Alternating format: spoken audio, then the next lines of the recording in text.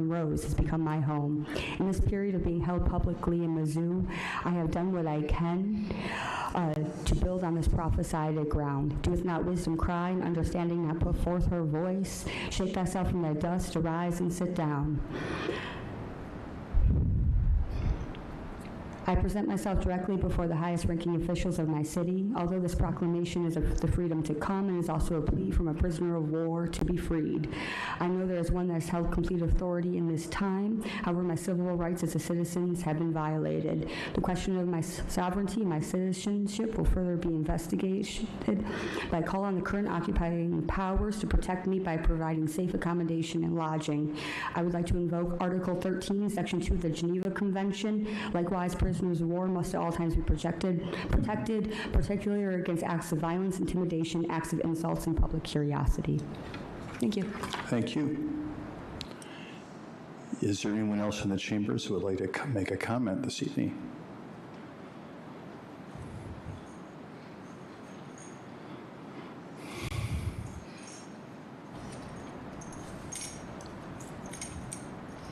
Hi, my name is Shona Espinoza, and I live in the city. We need to have some warming shelters.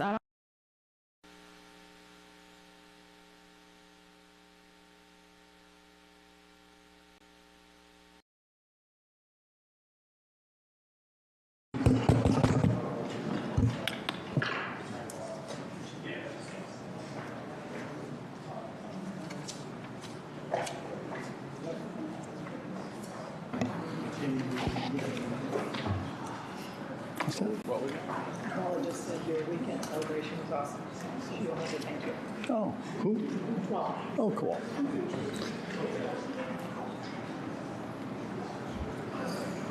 Well, welcome everyone to our special Committee of the Whole meeting. It got extra hot here. I don't know how we're doing. It's always a pleasure to see my colleagues here, and we have a special Committee of the Whole meeting this evening. So I'm officially opening the Kalamazoo City Commission Committee of the Whole meeting for Monday, December 9th, 2024. And our first order of business is roll call. Clerk Borling. Commissioner Cooney. Commissioner Decker. Present. Commissioner Hoffman. Present. Commissioner Pradle. Commissioner Wilson. Vice Mayor Hess. Present. Mayor Anderson. Here. Thank you, Clerk Borling. May I have a motion to excuse Commissioners Cooney, Wilson, and Pradle, please? So moved. Support. Motion made by Vice Mayor Hess, supported by Commissioner Decker. All in favor, please say aye. Aye. Opposed, nay? Thank you so much. Next, communications. Manager Ritzman. Nothing, Your Honor. Thank you. Next is an opportunity for public comments. This is an opportunity for anyone who is here in the chambers to make a comment. You will have 2 minutes. You can talk on any topic that you would like. Just as a reminder, this is not a time for dialogue, but this is your time to provide any comments or concerns to the commission. Yes? Whether you live in the city.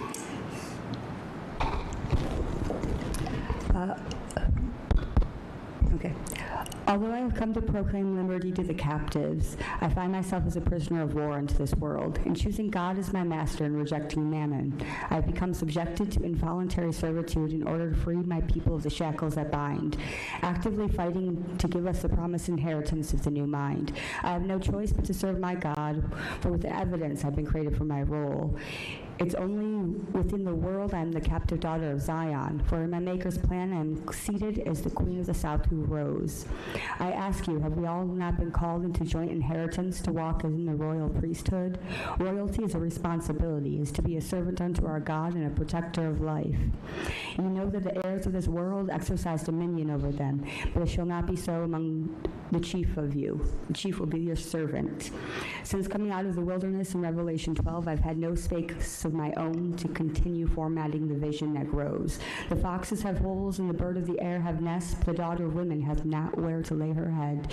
The corner of South and Rose has become my home. In this period of being held publicly in Mizzou, I have done what I can to build on this prophesied ground. Doeth not wisdom cry, and understanding not put forth her voice? Shake thyself from thy dust, arise and sit down.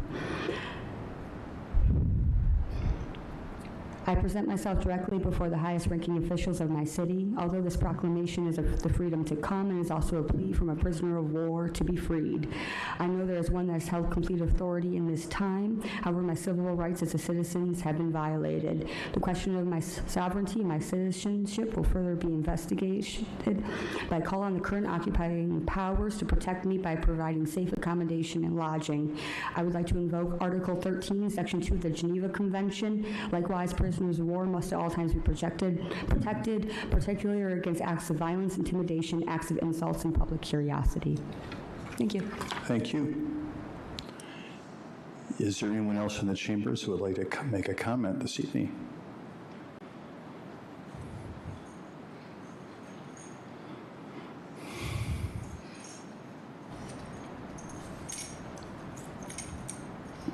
Hi, my name is Shona Espinoza, and I live in the city.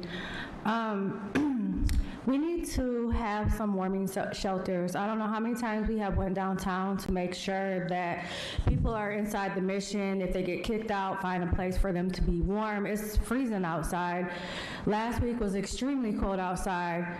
The mission is probably one of the places that they can warm up in, but there should be places that's 24/7 for them to be warm. It's cold outside, it's freezing, and we don't want nobody to freeze. There's children out here on the street, there's infants, there's those that are pregnant, those that are disabled, our veterans, and none of them should be out on the street. We need warming centers. We need plenty of warming centers that are 24/7, and they can access it easily instead of having like the one on Tuesday and Thursday, I think it's over from 10 to 2. Like, it's cold at night. I mean, it's cold during the day, but it's even colder at night. So we need something that's going to keep them warm even at night. We got some people sleeping in porta potties. We got people sleeping together. I mean, they're spread out throughout downtown and other places in Kalamazoo County trying to keep warm and trying to survive because it's freezing cold. We even have children out here, and we know that children need to be inside. They need to be safe because being outside is not safe. It's dangerous. Between the weather, the elements, other people out here, and just what's really going on in the heart of Kalamazoo, they could be harmed. Me going down there, I've seen a lot, and I've never experienced a lot of stuff that I've seen from being downtown, and there's a lot going on, and I'm a grown woman, and it's taking me back to times when I was growing up, so our children should not have to see this. So please look into and come down, and thank you, Decker, for coming out. Thank you. Thank you. Is there anyone else that wants to comment this evening? Yes, hello, my name is Chase Platty. I would just like to agree with my friend Shona that there is not being enough being done or talked about how to solve the crisis that this city is in. It's a housing crisis, and it's a homelessness crisis. There's families, veterans, kids. People have no options, and there's nothing being done or no plans being made. No, there's no deadlines. There's no where's the plan where people can come and ask for options, to ask for help. Like, hey, I need a place to stay. I lost my job. I need somewhere to go tonight. Like, I got evicted. Like, where are people supposed to go for this help? If the city is doing nothing. The warming shelters the city posted, they are insufficient, and they are closed by like 4 p.m. and it is cold at night, and it is unsafe. That there is no safe place for people to go. There's no public place where people can just get out of the elements and be safe in this city. So it is this commission's responsibility to talk about it and to make a plan for emergency shelters, and to talk with the other emergency managers in this city to make a concrete plan for an emergency shelter and warming shelters that is city run and city funded and city staffed, because relying on private organizations and is not enough. relying on the library to do something, to keep their doors open, is not enough. The city needs to do something.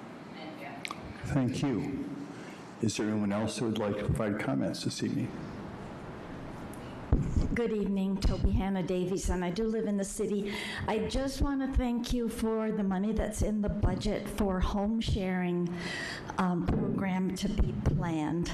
I am very pleased about this. I believe that home sharing will make available a lot of apartments and even houses in the community, because home sharing means that people who have more house than they need, like I did for a long time, will be able to have a good match with someone to invite into their home to share that space. I've done this with 4 different matches, and I really recommend this as a way to create more affordable housing in our community. And I'm so grateful to all of you for voting at the February retreat to put money into the budget and for it to be in the plan for 2025, and that Milestone Senior Services is very excited about being the matchmaker that will do the work to find homeowners who would like to have someone share their space with them for rent or for free, depending on the circumstances of the families involved, and for people in the community who would rather live in a home with someone and share chores or be companions or whatever's needed.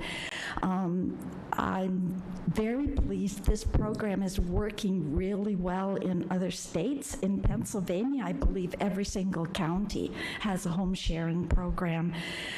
So there's great opportunity here for us to suddenly find all this affordable housing in our community that is from people like me who have grown children, grown grandchildren, no. Thank you. Is there anyone else who would like to make a comment?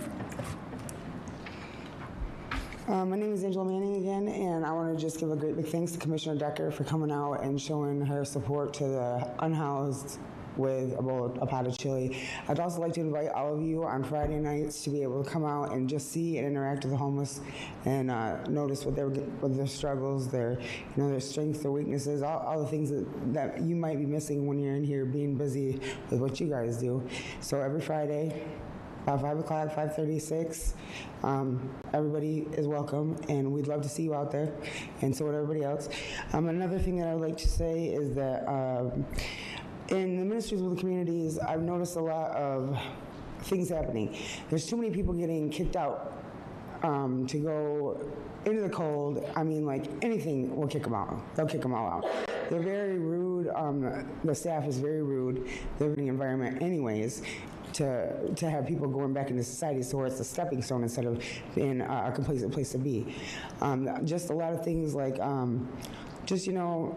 it's just unethical things that are going on behind the policies of those doors. And it makes me sad. I seen a veteran last night, he had 4 police reports just that day, got kicked out of church, this and that. If somebody would intervene before that and be following up, like just as far as the resources go in there with the social workers, I mean, there's no up-to-date landlord list, there's no up-to-date private landlord list, there's nothing that gives them any resources that they can do on their own. There's no computers for anybody to get on there. Like I said, going to the library might be a little bit difficult for a lot of people. I mean, there's just a couple different things that I think that everybody could really benefit from, so that they can use their time wisely there instead of be there and know that they're going to get fed 3 meals a day and be complacent so that they don't ever go anywhere with their life. But thank you. Thank you. Yes, next, please.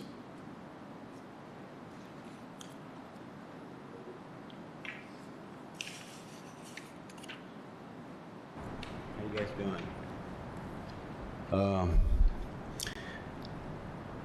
I couldn't help but noticing that, and the timing's kind of far out too, in light of the recent shooting. But there appears to be like a certain fund that someone has maybe gifted Kalamazoo with for the special purpose of, gun violence, and that made me start thinking that I wondered if our law enforcement had the kind of gun detection technology that like Detroit does, where you can, even from your vehicle, or the kind that will detect the particles in the air. Like, let's say someone has fired a gun recently, they have that device. So I guess what I'm asking is, any of that money going to get spent towards that? Because it seems like every time we meet, something else horrible has happened.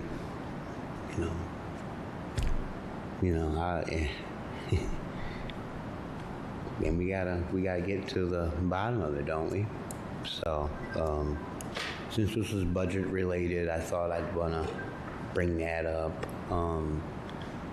I don't know what monies, if any, that you guys have earmarked for anything to do with homelessness, but whatever you could do it would be greatly appreciated. Thank you. Thank you. Anyone else in the chambers who'd like to provide comments during this public comment period? All right, seeing no one, I want to thank everyone that took the time, made the effort to come down here and provide comments for the commission. Next, we're moving into the work session for this evening, which is focused on the proposed 2025 budget. Manager Isma. Well, thank you, Mayor, and glad to see everyone here this evening to look at our 2025 proposed budget. And if we could get the presentation loaded here, it'd be great.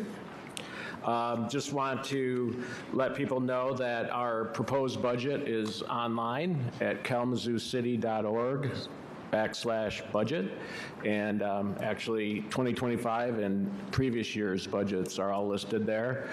We have opportunities for commenting on the budget proposal. Our public hearing is next Monday, the 16th, and there will be a public hearing component of that to take comments on the budget. And then on the 6th of January, we'll be back and asking for the commission to approve the budget. So comments may be shared at that meeting as well. And folks can also email comments to COKCityManager@kalamazooCity.org. Just want to take a look back at how we got to where we are.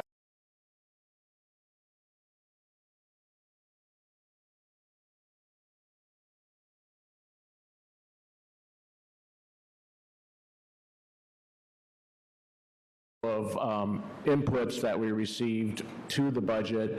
Back in January 23, we did the community survey, and then 24, we surveyed the commission as we went into our commission retreat last February, and that gave us the priorities and focus areas of what we wanted to develop the 2025 budget around. So we tasked our departments to come up with programs and special requests that are in line with the priorities that the City Commission has laid out for the coming year, and you'll see that this evening in our presentation. And then just a general development of the budget. Operating budgets were due in September of 2024, and then October, we reviewed the budgets internally, and that led up to the budget being released. And November, I believe the 15th was when we released it. So all the way up to tonight's meeting, and then, like I said, in January, we will be coming back with budget approval. I'm going to ask our Chief Operating Officer, Laura Lamb, to come forward and give you some more information on how we developed this coming year's budget. Laura? Commissioners, Mayor, Vice Mayor. Jim mentioned that we had a community survey that was done in '23. Right now, that is the most current survey we have. We are going to be initiating a new community survey in January of '25. But for right now, we use this graphic to kind of high level what we learned from that community survey. What you'll see here, you've got importance on the x-axis and you've got quality on the y-axis. What that tells us are the programs, the services that our community thinks are high importance, low importance, high quality, low quality. We really try to draw our attention to the lower right-hand quadrant where we see areas that our residents have said are important to them, but they feel that there's room for improvement in terms of service delivery. There you'll see mobility, economy, utilities, and safety. So certainly as we have a number of different inputs into the budgeting process, we try to keep the resident voice front and center in terms of where we direct our energy. So as Jim mentioned, we held our City Commission retreat in February of this year. Doesn't seem like it was that long ago, and yet here we are. Heading into that retreat, we had a couple of things that we were working on. We obviously have Imagine Kalamazoo 2025, our strategic vision. We asked the Commission to prioritize outcomes from Imagine Kalamazoo. From those priorities, we worked with our staff to really assemble strategies that we're currently employing or we'd like to employ that we think would best help us achieve those outcomes. At the retreat itself, we went through and talked about all the potential strategies that could help us achieve outcomes. And the City Commission went through and evaluated those strategies based on impact and difficulty.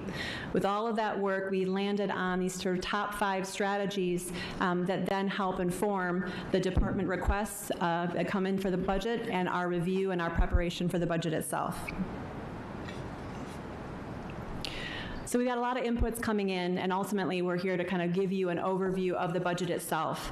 But really importantly is, what does this budget mean for our community? What's it going to make a difference in the lives of the people that we serve? It means that we're going to be supporting our families, that we're going to be investing in neighborhoods, that we're going to help youth reach their full potential. It means that we're going to ensure the safety and well-being of our community, and it means that we're going to continue to strengthen our city organization.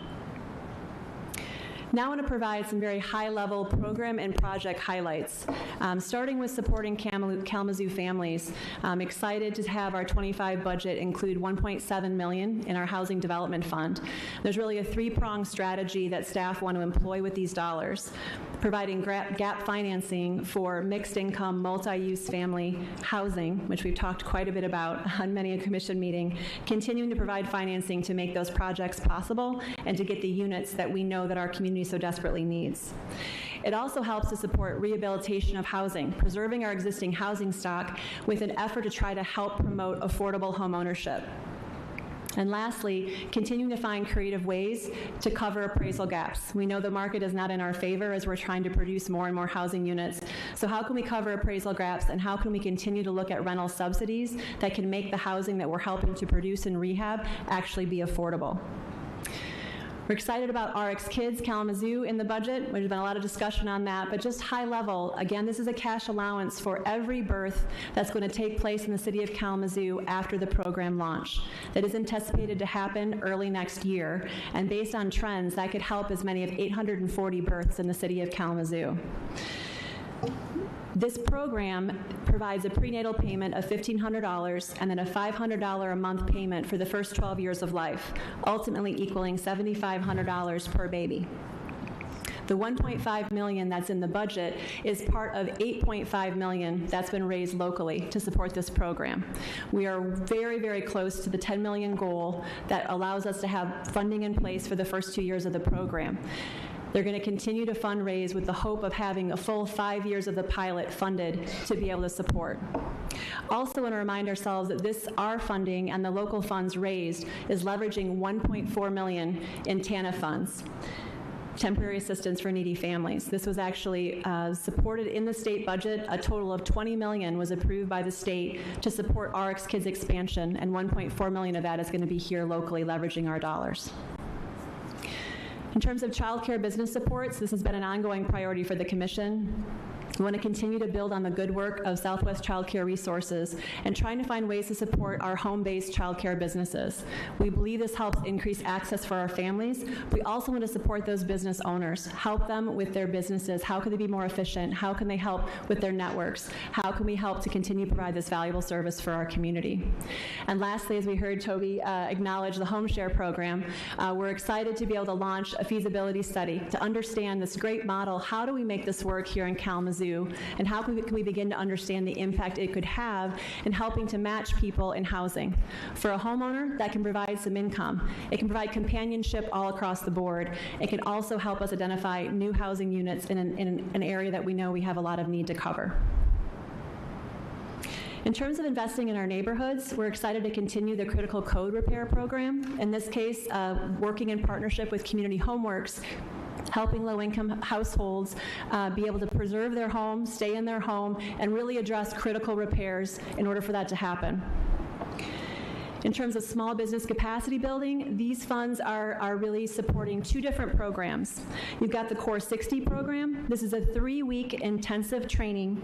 It's offered by Room 35, and it's designed to help skilled construction business owners really work on getting their licensing and getting their networks to be able to get their business to scale. This will also support Blank Entrepreneur Training Academy, or the BETA program. And this is a collaboration between Black Wall Street and Sisters in Business. It's a cohort-like training that really helps build skills, capacity, and capital for our businesses to help promote. We've seen some really great success coming out of these programs. We're excited to double down and keep up the effort.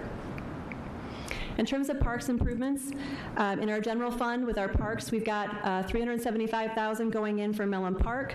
We've got over $500,000 that's going to continue to support the construction of the multi-use building at our farmers market. We've got $40,000 going in for Fraze Park, and we've got dollars in the budget to be able to help Kick Pool get a new boiler, which is pretty important if you use Kick Pool. In terms of streets and sidewalks, in our local streets, we have over $800,000 supporting our local streets. Not only does this help with preventative improvements so we can preserve the assets we have, but it also helps to address critical street projects across the city in our neighborhoods. We also have $15.5 million in our major streets capital improvement program. We're going to see the largest investments made on West Main Street, Kalamazoo Avenue, and Douglas. Lastly, we're excited to celebrate the continuation of our sidewalk program. We know we have a lot of sidewalks to address. We've been able to invest $1 million each year, and we're starting to catch up. This $1.3 million in the budget helps us repair and replace sidewalks, curbs, gutters, ramps, a number of pedestrian amenities that helps people access places in our community they want to go. With that, I'm going to turn it over to Deputy City Manager Kick. She's going to continue to take over some high-level programs and projects. Thank you, COO Lamb. Welcome, Rebecca Kick. Good evening, Mayor and Vice Mayor. I want to talk about the investments that help our young people thrive. So with our programs that we've been supporting over the past 3 years, we're going to invest another $1 million into some of these incredible programs that help our young people thrive. These are youth employment programs, activities, and events that also include some of our youth athletics. These are summer camps that we know impact hundreds of our campers each year. Also, our continued Youth Action Council. These include our counselor and training programs, which participants receive about $500 each. These education programs help to teach teens leadership, teamwork, self-confidence, working with kids, and communication skills that help them transition into the workforce as well. Our Kalamazoo Youth Action Council program provides input into KZoo parks regarding programs, activities, and events that youth are engaged in. These youth also learn life skills from these programs as well. The Youth Employment Program, in collaboration with KRESA, MYOU, to employ area youth ages from 14 to 21 years old. Those programs are held for 9 weeks in the summer.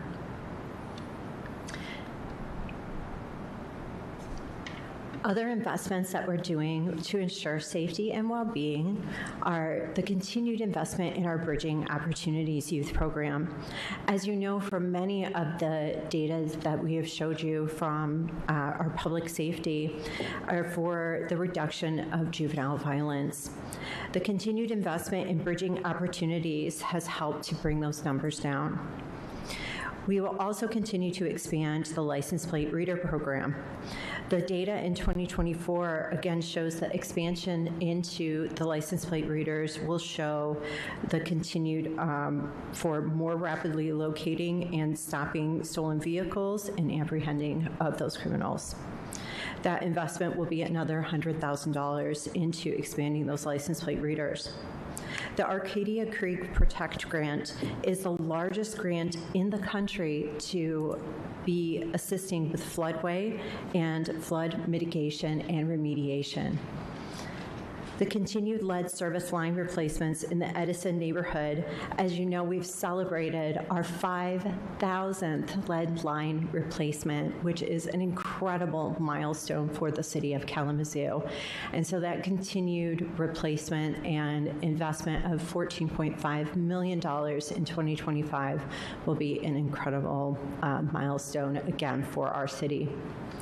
With more than $122 million in water infrastructure investments and over $12 million in wastewater capital improvements, Kalamazoo is continuing to show that safety of its water and wastewater improvements is amongst our priorities. We also continue to show investment in critical repairs of our public safety facilities as it is essential to our operations. We also, this really goes to show our creating a stronger city organization goes to our good governance. Our DEI strategic planning, developing a DEI strategic plan based on our progress and gaps that remain from our 2021 MPHI assessment. So we'll be doing another $115,000 investment into developing that DEI strategic plan. We're also working on the crosstown facility repurposing. We have capital improvement funds that will consolidate and rehabilitate that to better support the needs of several departments and enhance operations. As you know, the court facilities moved out of that into their new facility last year, and so we will be consolidating some of our offices into that new facility. Also, our geographic information system, GIS, mapping, will also make it easier to make sure that we have accurate maps that are assisting both our public and private sector with those new maps. And then we will have internal access control upgrades, obviously for cybersecurity enhancements. And if any of us have been able to see and read about what's happened to either Borges Hospital or any other municipalities, we know how critical it is that we invest into our cybersecurity infrastructure at this time. And I'll go ahead and pass this on to our CFO, Steve Ascenzi. Thank you, Rebecca Kick. Welcome, Steve. Good evening, Commissioners, Mayor, Vice Mayor. I'm going to run you through some of the numbers behind a lot of the projects that were just presented to you and kind of go through the budget from a high level of exactly what it means for our different funding sources and expenses. So just kicking off, the 2025 budget increases 35% to $388 million. It's a bit of it's a huge swing. However, there's one project that is causing the majority of that swing, which I'll talk about more in a minute. But if we remove that one project, we actually see a 3% decrease in our budget from 2024 to 2025. Majority of that was being caused by the reduction in ARPA funds being budgeted going forward. Our general fund continues to have a balanced budget where we anticipate maintaining our fund balance target of over 15% of operating revenues over the next 5 years. We are including $180 million of capital investment, and our residents continue to see the benefit from the FFE, where we have increased services and continued lower tax rates. And just to kind of highlight there, the FFE is contributing $15.9 million towards tax reduction, $4.9 million is budget stabilization funds to the general fund, and $5 million towards aspirational projects. As I mentioned, we have one project that's really swaying the overall number in the budget. It's a $110 million drinking water state revolving fund project, DWSRF. This was presented with the water rates this year. It is included in those rates going forward. This project will be focused on PFAS treatment, lead service line replacements, and water main replacements. We are still working with some of our partner communities, and we'll be finalizing the exact number for that during 2025 as we finish work with the state. That program also allows for a reduction in interest rates between 1 to 2.75%, depending on whether the project is considered overburdened and the length of time of the borrowing. Just for reference, a typical borrowing for a 25-year bond for a utility system would cost 3.75%, and over a 25-year period, that could be as high as $15 million in additional interest that is saved by using the Drinking Water Revolving Fund. Since 2020, the DWSRF has provided grants of nearly $10 million and principal forgiveness awarded over $20 million, and the $110 million program that was presented to you included potentially $20 million in grant forgiveness. Our governmental funds for 2025, in the year, decreased slightly we maintain our expenditure level of $146 million. We're seeing standard inflationary increases in expenses. However, that is being offset by the reduction from no longer having ARPA going forward. And just to kind of walk the public through our different funds, we have our capital improvement funds, which is where we do our large improvements to city buildings, parks, that sort of activity. We have our special revenue funds, which include grant funds, our local streets, our major streets, and our solid waste funds. Those are funds that have revenue sources that are not taxes. And then we have our general fund, which includes our general operating expenditures and is funded majority from property taxes. Stepping back to the overall full budget, we see our proprietary funds, our governmental funds. I just walked through the governmental funds.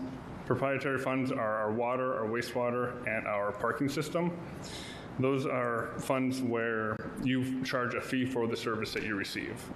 You do not have taxes going into those funds. They are self-supporting based on the fees that are there to provide that service.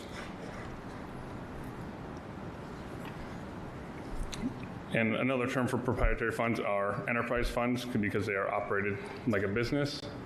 We continue to see, you see the large increase in our water fund, and that's due to that DWSRF project that I discussed.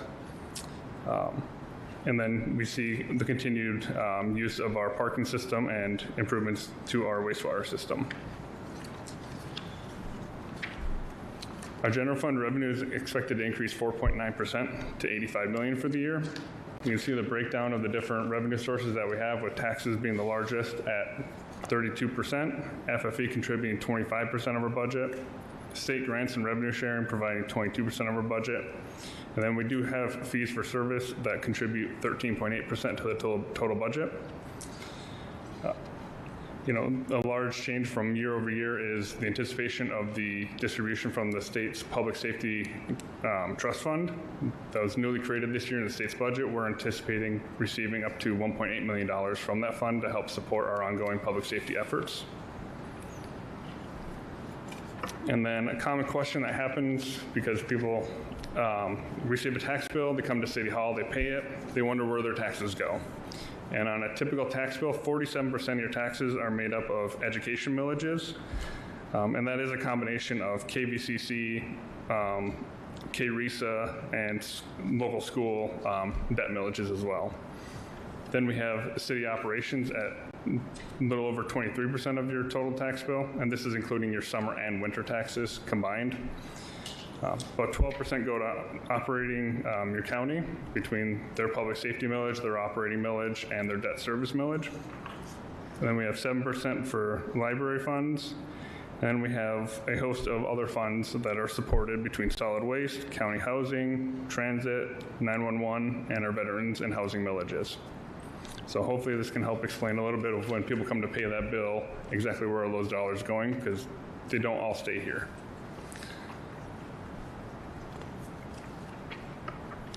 General fund expenses are expected to increase 3.96%.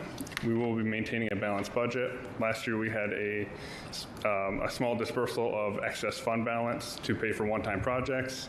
That came off this year, so now we see revenues increasing a little bit faster than expenses, but we end up at a balanced state between revenues and expenses. And then here we just have the breakdown between our different departments. The budget does support 13 new positions. One of these was actually our grants compliance specialist was approved recently in November since the budget was posted. But really this is an investment in our core city processes and our utilities. So you see a budget analyst, a grants compliance specialist, given the large amount of grants that we were receiving and working through. That's a necessary expense to make sure that we're staying in compliance so that we can continue to receive those funds and receive future consideration for grants. We also included a mechanical inspector, a parks coordinator, a site plan review engineer, and a systems analyst to support IT. From here, we also supported in the utility funds 4 water positions, a utility billing coordinator, and then also 2 wastewater positions. These are to increase capacity for operations as those funds continue to expend large amounts of capital, which is necessary for reinvestment in our infrastructure.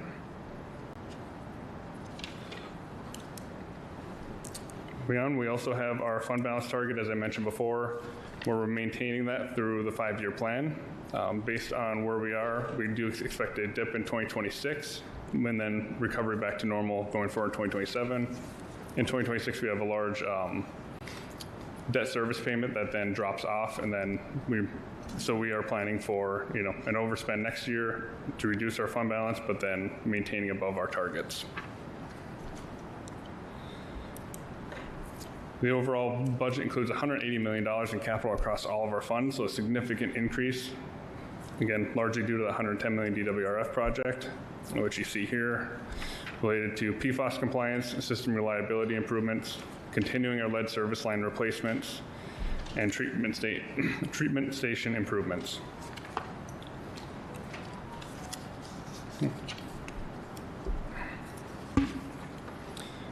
We also have $12.3 million budgeted in our wastewater treatment fund. This is to help us maintain regulatory compliance, continue our increased investment as we have over the past 5 years, and then we're also planning for the future. So this is not presented here, but it is in the full 5-year plan, which can be found on our website as part of the budget book. We are planning for a future treatment biosolid treatment process, which that's a project that could cost over $100 million as well. We're looking to apply for Clean Water State Revolving Fund, which is similar to that DWSRF, where we'd have the reduced interest rate, potentially principal forgiveness, and also potential grants that would go into that project as well. And just to kind of highlight that project a little bit further, that project, as much as it would be a large capital increase, would result in a significant decrease in our operating fund for the wastewater. So we're hoping to have a large portion of that debt service offset by reduced operations going forward. We're continuing to invest $16.4 million into our streets next year. This is coming, $14 million of that comes from outside sources. So we have our RCP grant, Reconnecting Communities Pilot Grant. That's the conversion of Kalamazoo and Michigan Avenue to 2-way streets. Our RAISE grant, Rebuilding American Infrastructure with Sustainability and Equity. That's to help design Kalamazoo, Michigan, and other construction downtown. And then we also receive our jurisdictional transfer, which is funding that was received from the state of Michigan for taking local control of some of our roads. That's funding that they provided to help us maintain and improve those roads that that the state otherwise would have been spending at this time. And then finally, we have CATS, which is our Kalamazoo Area Transportation Study. It's a regional group that provides coordinated transportation planning for our urban area, and there's funding that comes from the federal government through that group to help with our street program. And then here we just have a tentative timeline of our grants. So some of these funds, you're going to see all sorts of different grants that are going to be compiled starting in 2024 through 2030. We approve these on an annual basis. Some of these will carry forward from one year to the next. And just kind of a highlight for people of, we've had significant investment in 2024. We're continuing that in 25, and that's expected to continue for the next 5 years.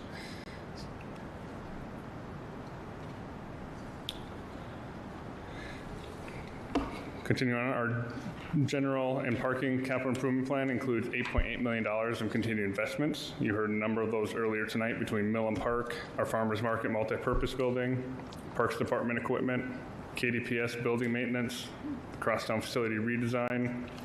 We're also including, city hall maintenance projects that are necessary to maintain our buildings, and parking garage safety repairs, which have become imperative at this time. And then here we show the capital funding by source. So we have our DWSRF, which I've spoken about quite a bit from the state. We have regular bonds and reserves of $55 million, intergovernmental grants of $12.2 million, jurisdictional transfer funds of $1.8 million, and then other funds on hand of $1.3 million. And then moving into our American Rescue Plan Act, SLFRF funding. The city has fully allocated that as of earlier this year. We went through a budget amendment back in September.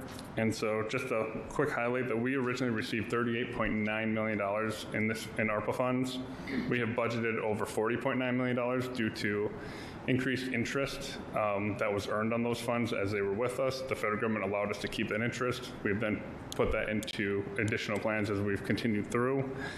And just a highlight of where we're at, we had projects of $10.9 million for affordable housing, $7.3 million towards youth programming, $4.6 million replaced the lost revenue between our streets and parking funds that were impacted by the pandemic. Another $4.4 million that could be allocated across multiple areas of our multiple goal areas that we spent ARPA funding on. $4.1 million directly invested into our business improvements and public amenities. Another $4.1 million in our infrastructure, including tree planting, street construction, and cemetery restoration, and stormwater pipes. And then $3.7 million went towards public safety. And finally, $1.8 million towards good governance, which includes election improvements, DEI planning, and other in-compliance work that was required to make sure that we were spending these funds properly. And that's the end of my formal presentation. So at this point, we'll open up for questions and discussion. We do have all of our directors here to help with any specifics as well. Thank you, Mr. Vicente. I appreciate that. Manager Ritzma, anything else? Nope. We'll open it up for discussion. And as Steve mentioned, we have all of our directors in the back there ready to answer any questions that come up. So, thank you, sir. A great-looking group of people. So, commissioners, a lot here. This has obviously just been our really first opportunity to have an overview. This is the size of this budget, I have to say, is something that I could not have imagined years ago. We've got obviously a lot of capital investment going on this year that's really boosting it. But now is our first opportunity to publicly talk about this, and we'll have other opportunities coming up. Are there questions for particular directors or the city manager at this time? Commissioner Decker. Thanks, Mayor. So I want to say thank you to the team. You guys did a great job. Thank you, Steve, Laura, Rebecca. You guys always put a lot of work into this between you and the departments. So I think about the amount of funding and the grant that we just received to help with gun violence. And then, I was going through some of the, some of our past presentations that we've had. And, I believe also that one way of being able to combat gun violence is to be able to have an area for kids and our young adults to go. So I was kind of looking at some of the parks funding there. And back in January of 2024, there was a master plan summary for the parks and some quick wins and some things, that we could do for some of the parks that were in the area. And when I look at what we have within our budget, I don't believe I see any of these parks on there. And some of these are quick wins. You know, some of these were $10,000 up to $50,000. So I guess I'm just wondering if we can talk about what's going on specifically.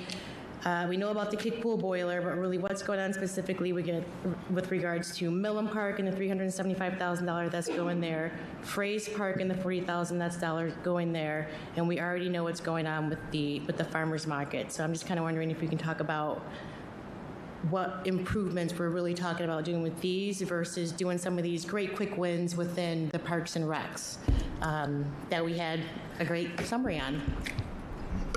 Welcome, Director McVeary. Thank you.